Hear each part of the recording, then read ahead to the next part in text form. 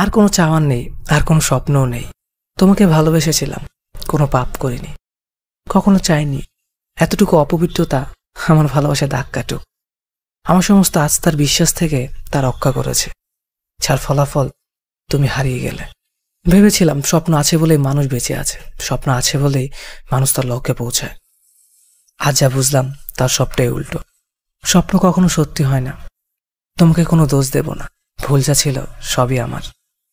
আমি জানি তুমি কি ছিলেন, কেমন ছিলে, তবে আমিও কোনো ভুল করিনি।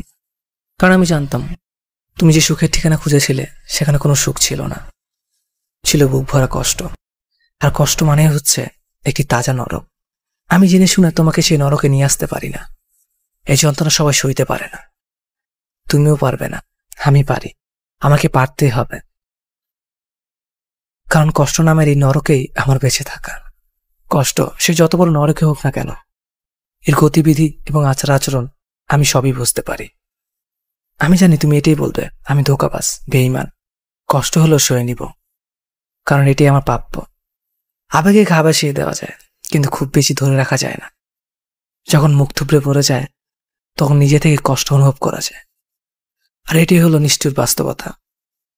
তোমাকে বোঝাতে পারবো না এতটুকু অনুতাপে আজ আমি কতটা ভুগছি, কতটা যন্ত্রণায় বুকের ভেতর ঝড় বইছে আমার।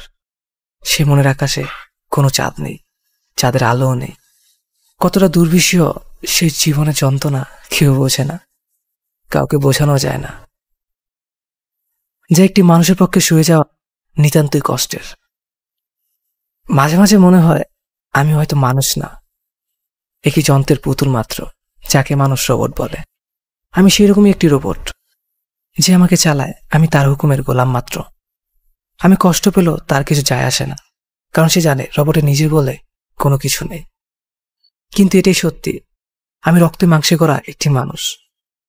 আমার একটি মন আছে, কষ্ট পেলে কাঁদার জন্য দুটো চোখও আছে। তবুও কেউ বুঝলো না, আর কাউকে বলবো না, কোনোদিনও না। আমার কষ্টের ইতি কথা। যদি কখনো এই কথাগুলো জানতে পারো, তাহলে হয়তো আরো বেশি ঘৃণা করবে আমায়। তবুও যদি পারো, প্লিজ আমায় ঘৃণা করো না। এই ঘৃণার মানুষটিকে ক্ষমা করো। ভুলে যাবে জানি, এই কথাগুলো শুনে যদি মনে পড়ে যায় তাহলে মন থেকে মুছে ফেলো।